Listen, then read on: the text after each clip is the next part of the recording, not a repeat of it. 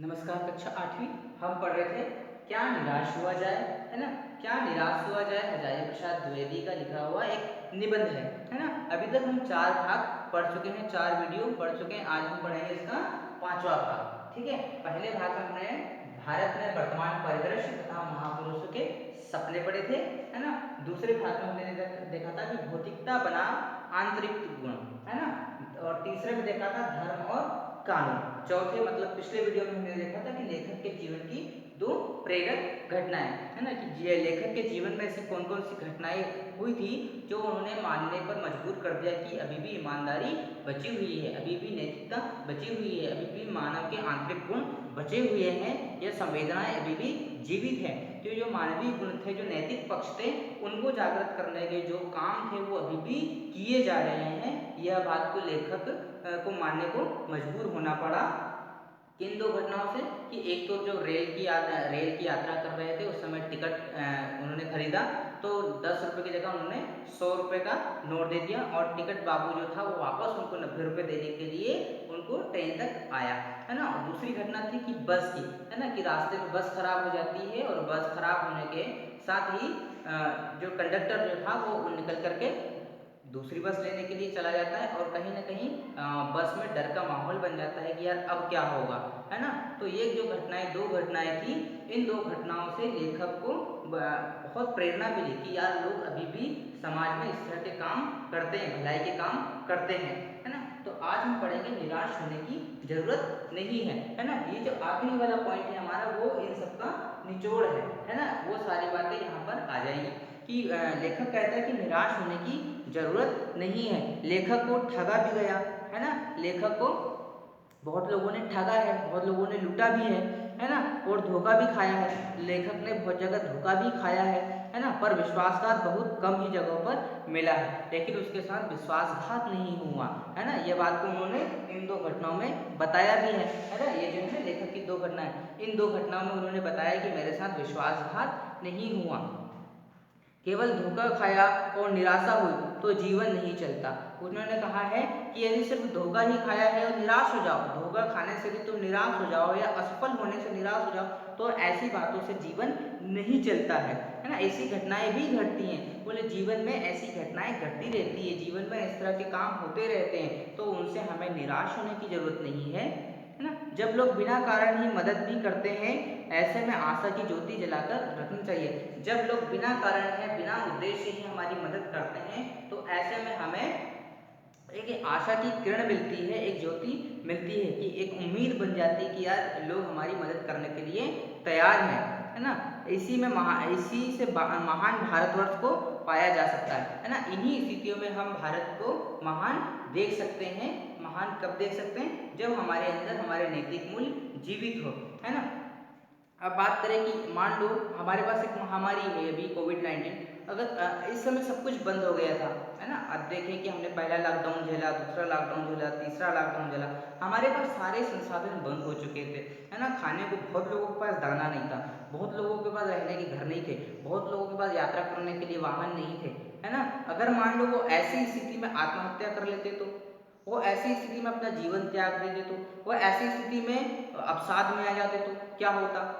जीवन नष्ट हो जाता, है ना। लेकिन फिर भी लोगों ने उम्मीदें बांधी रखी, है ना। क्यों उम्मीदें बांधी रखी? क्योंकि उन्हें मालूम था कि ये हमारा देश है, हमारा भारतवर्ष है, यहाँ पर लोग धर्म और दया से परिपूर्ण है, कोई ना कोई तो हमें रास्ता देगा ही, कोई ना कोई तो हमें भोजन देगा ही, कोई ना कोई तो हमें रहने को जगह देगा ही। और हुआ भी ऐसा, है ना। ऐसा नहीं कि हमने लोगों को भोजन नहीं दिया, ऐसा नहीं कि हमने लोगों को यात्राएं नहीं करवाई, ऐसा नहीं कि हमने लोगों को आराम करने के लिए जगह नहीं दी, हमने वो सब कुछ दिया। हम इन विकट परिस्थितियों में, इन विभिन्न परिस्थितियों में कि लोगों को यह नहीं लगे कि जीवन खत्म हो गया या अब इसके आगे कोई चारा ही नहीं है, इसके आगे कोई रास्ता ही नहीं है, ये हमने उनको महसूस नहीं होने दिया। हम सब ने मिलकर के इस समस्या का समाधान निकाला, इस समस्या से जूझने का प्रयास किया। कई बार हम देखते हैं कि 10वीं 12वीं के रिजल्ट आते हैं, 10वीं 12वीं के रिजल्ट आने के बाद बच्चे क्या होते हैं? है ना। बहुत सारे लोग क्या होते हैं कि आत्महत्या कर लेते हैं, टेंशन में आ जाते हैं, बहुत सारे लोग चिंता में आ जाते हैं, है ना। उनको ये लगता ही नहीं है कि यार 10वीं के बाद आगे का करियर क्या है। उनको ये समझ में नहीं आता कि 12वीं फेल हो गया तो इसके बाद जीवन खत्म हो गया, इसके बाद कोई रास्ता है ही नहीं। लेकिन ये उनकी गलत सोच होती है ना। कि यदि मान लो 12वीं में यदि फेल भी हो गए, 10वीं में फेल भी हो गए, तो उसको फिर से दे सकते हैं, ऐसा तो है नहीं कि जीवन खत्म कर ले।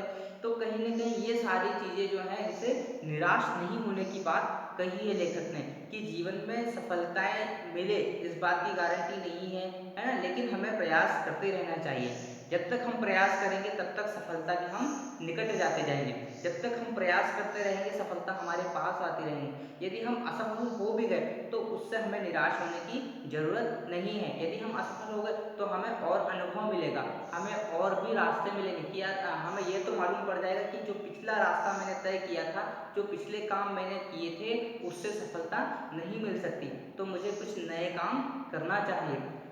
तो इसी बात को लेकर के लेखक ने कहा है कि निराश होने की आवश्यकता नहीं है ना। कि हमें कोई भी काम ऐसा हो, मान ली थोड़ी सी भी असफलता मिले या कोई हमारा साथ नहीं दे, या जिनसे हमने उम्मीदें लगाई हो वो हमारी उम्मीदों पर खरे नहीं उतर पाए हों, तो ऐसी स्थिति में हमें नाराज नहीं होना है, निराश नहीं होना है। हमें खुद पर भरोसा करना है, हमें खुद के आंतरिक मूल्यों पर भरोसा करना है, हमें खुद की क्षमताओं को पहचानना है कि हमारे अंदर कितनी क्षमताएं हैं, हमारे अंदर कितनी ऊर्जा है, हमारे अंदर कितने सकारात्मक विचार हैं, कितने सकारात्मक भाव हैं, जिनसे हम अपने जीवन को और उज्जवल बना सकते हैं, हम और गतिमय बना सकते हैं, हम और निरंतर उसको आगे बढ़ने के लिए प्रेरित कर सकते हैं। हम स्वयं ही स्वयं की प्रेरणा बने। स्वयं की प्रेरणा मतलब बनने का मतलब ये है कि हम स्वयं ही अपने आंतरिक मूल्यों को बढ़ावा दें, हम उन्हें नित्य प्रयोग करें, है ना। कि मान लो मेरे अंदर आंतरिक मूल्य में है कि मैं ईमानदार हूँ, तो मुझे अपना काम ईमानदारी से करना चाहिए, है ना। कि मुझे यदि मान लो पढ़ने का काम दिया गया है तो मैं 1 घंटा डेली उसको ईमानदारी से पढ़ लूँ, ये मेरा आंतरिक गुण है कि मुझे अपना काम करना है ना। मुझे अपना काम स्वावलंबन से करना है, निरंतरता से करना है, लगनशीलता से करना है, मेहनत से करना है, तो मुझे करना है। ये ठान लिया कि भाई मेरे अंदर ये गुण है कि मुझे कोई भी काम मेहनत से करना है, भले 1 घंटा करूँ तो मुझे 1 घंटा पढ़ना ही है। इस तरह का भाव यदि हम मन में रखते हैं तो हम स्वयं को प्रस्तुत कर रहे हैं, हम स्वयं की प्रोत्साहना कर रहे हैं, हम स्वयं को बढ़ावा दे रहे हैं, है ना। यदि हम रोज 1 घंटा पढ़ेंगे या रोज हम अपने आप को 1 घंटा का समय देंगे तो कहीं ना कहीं हमारे अंदर कोई ना कोई गुण तो विकसित होंगे, कोई ना कोई तो जानकारियाँ मिलेगी, कोई ना कोई तो ज्ञान हमारा बढ़ेगा। तो इस तरह के भाव ही हमें निराश होने से बचाते हैं। यदि हम काम करना ही बंद कर दें, यदि हम एक कदम अगर असफल हो जाए और अगला कदम बढ़ाने से डर जाएं, तो कहीं ना कहीं हम निराशाओं में घिर जाएंगे और फिर हमारे जीवन का पतन होना शुरू हो जाएगा।